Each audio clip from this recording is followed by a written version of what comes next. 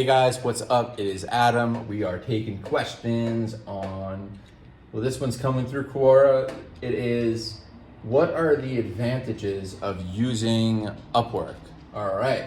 So honestly, without Upwork, I probably wouldn't freelance at all. I wouldn't consult, and I probably wouldn't even consider, being in this profession. The only reason I got into freelancing and consulting is because I saw that there was an opening in this niche of basically, kind of coming in on an expert level, so to speak. When I first got there, it was mostly just really low wage help that didn't know their ass from their elbow in a lot of different, with a lot of different gigs. Because before I got started on the freelancing, I probably hired 100 different people on there. And 90% of them were really bad at what they were doing. And so I actually got the business that I was working with got terminated. There were my friends running it, and I was doing like all their ads and graphics to design. And it's a long story, but basically the company ended. I was like up shit's creek, and I needed to make money pretty quickly. And I was like, you know what?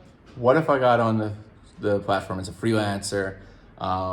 So I grabbed my phone. I shot a quick video. If you've seen it, it's like a really shitty video. And I just put on there, like, I could do X, Y, and Z. And if you hire me, you're going to love it. And, basically I was able to get a job pretty quickly. And that turned into me understanding, like, wow, there's a real opportunity here with being a freelancer that I didn't know or have any idea about the potential of it. And so this was about 4 years ago. And the reason why, I loved working with Upwork as opposed to being on my own was predominantly two things. It was an easy way to find clients at first, because where else are you gonna find people out there that want to hire you? There's job posting sites like Monster and Indeed and that type of thing, but like, do they really want someone for that they could hire right now and get the job done? No. So I thought it was really cool at first that I could actually find these gigs that weren't just tire kickers. They were ready to go. So that was cool. And then the second thing, which was huge, and I didn't even know really that it existed at the time until I actually became a freelancer, was the time tracking. And not just the time tracking, but the security that went along with the time tracking, which I thought was freaking amazing. That means I could work with 2, 3, 4 different clients, and all I had to do was select which one I was working with, and then all of the money would be billed automatically, versus me sending like a net 30 and trying to get them to pay, because I've been in that world and it's terrible. And I didn't want to have to hire a virtual assistant to bill these people and to wait on the money and to have them tell me that they're out of work and can't pay and deal with this. And that's the last thing that I wanted to deal with. And so the time tracking made it just so simple. If you worked, you got paid. And if their credit cards didn't work or their PayPal didn't work, it didn't matter, because Upwork would cover it, no questions asked. You just needed to follow their rules with just keeping the memo up to speed. It takes pictures of your screen so they know that you're working with it. And it was beautiful. It made it so easy. And then once I figured that out, the third reason why I just think Upwork is the shit is because all the new clients started finding me and inviting me, and very rarely did I even have to seek them out. And this was game changer, because it's like, holy shit, I have people essentially knocking on my door trying to hire me to send me money. So this, after kind of getting that underway, was just really amazing. So those are my top 3 for really loving this platform. And that's why I I stick with it to this day, 4 or 5 years later. Now, a lot of people tell you that the cons, oh, it's expensive, and I see someone down here, like Upwork, so she wrote, Upwork pros are a huge marketplace, true. Thousands of freelancers and buyers, true. Great freelance talent, true. Possible to make full-time income on the platform, true. You can proactively look for work, true. And she mentions the cons are very high fees. No more free connects, has become saturated, stopped accepting freelancers, nothing to help protect freelancers. So all of these cons, though I've heard people say these, I have rebuttals for every one of them, okay. Very high fees. Well, yes, they take 5 to 15% of what you make, which, oh my God, it's very high. But when you consider the fact that like normal credit card fees are gonna be at like 3.7 to 5% depending on your platform, if you wanna take credit cards from clients, which I think that you should. Now, with Upwork, and I've always been doing this, it's just putting that fee into your price. So really, it's zero because you're just upping the price. And clients, most of the time, don't have an issue with that from what I've seen. No more free connects. Well, since the beginning, I've just been paying for Upwork for the, I think it's the premium freelancing, which I think was like $20 a month, and it gives you like 150 connects, and I barely use them. You know, I used them at first when I was applying for the jobs, but I barely use them now, and I still pay that $20 a month just because, you know what, if it's gonna help them push my profile even slightly up so people see it, I think it's worth its weight in gold. So yeah, you gotta pay for your connects, but I would just say, you know, stick with the premium, and then you get the free connects anyway, and you have a better chance of being seen. Has become saturated. Yeah, that's true at the bottom, like all kind of pyramids, right? But what you want to do is get to the top and be someone that's awesome, and you'll find, and that's why I got into the system in the first place, because there was this void of really awesome freelancers. So just be that. There's obviously jobs being posted right now that I'm not applying for, and they're out there.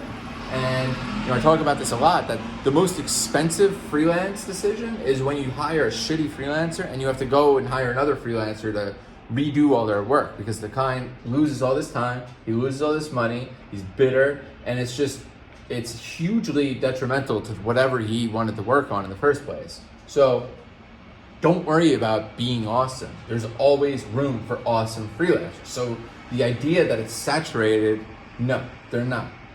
You're only competing with yourself. So how many views can there be? Stopped accepting freelancers. Again, yes, if you are a mediocre person that doesn't have any idea what they're doing. However, Upwork's always going to take awesome people. It is in their best business interest to hire people that are going to be able to sell themselves and get clients, because that's how they make money. How they do not make money is by having diluted freelancers on there that are all competing for the same scraps at the bottom. So don't be a scrap eater at the bottom, be at the top. If you can't, and I always say this, and I say this on like a blog entry that I have about getting accepted in 2020 for being a freelancer, but if you can't convince Upwork to let you on their system, then you will have zero chance convincing a client to give you money. Now think about that. Zero chance. It is a lot easier for Upwork to say approved than for someone to open up their wallet and give you money. So if you can't do that, if you can't get approved, good luck trying to do that. So first figure out how you can sell Upwork, and then you could think about trying to sell a free client. But you know, a lot of people just think, oh, if I get on the system, oh, I'm gonna get money thrown at me. False. I have to sell myself still. You know, my reviews and everything do a good job building that up. But unless I get on the phone and, you know, convince that person that I am who I say I am and I can complete their projects, zero chance of them hiring me. I've never just had actually 1 or 2 times someone's actually just sent me an offer without me talking to them, but that's very, very rare. I always have to get on the phone with them. And doesn't nothing, I guess they mean does nothing to help protect freelancers. Again, false, false, false, false, false.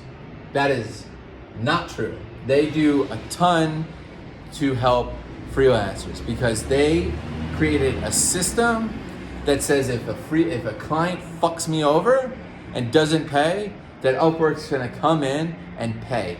And every week, if you work, you get paid. And that is as much protection as you need. Everything else, what this person may be referring to, does nothing to help protect freelancers, is probably some situation where there was miscommunication and that freelancer did something to piss someone off and they don't have the capacity to kind of figure that out on their own, which in real life, that stuff's gonna happen too. That's not Upwork's fault. That's something that happened within that contract where there was a miscommunication.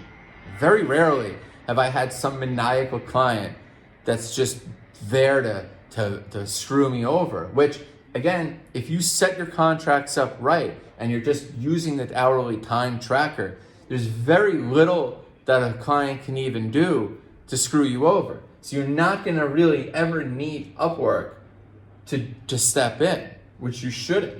You should be your own business, take care of your own issues. So that being said, there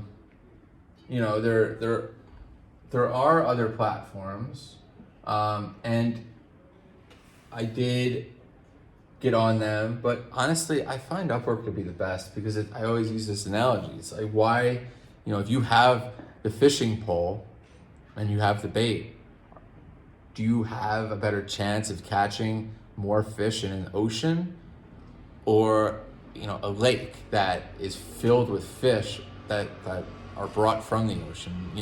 I always think that it's better to cast your net and make sure that bait works in the big ocean, because that's where all the clients are. That's the biggest marketplace by far. And if you can just use that and build up your credentials, because again, if you're on multiple platforms, you're going to not put all your focus into one and you're going to get diluted. And Upwork rewards people that are using your system, obviously. So think about that. I think that's all I got for this. But yeah, I think I covered everything on that one. So those are the advantages of using Upwork. There's probably others, but I think this person before me did a good job listing the pros and cons. So I think it's good to build off of those things. So if you have any other questions about it, again, this is what are the advantages of using Upwork. I'm here. I'm taking questions, and good luck with freelancing. Thanks.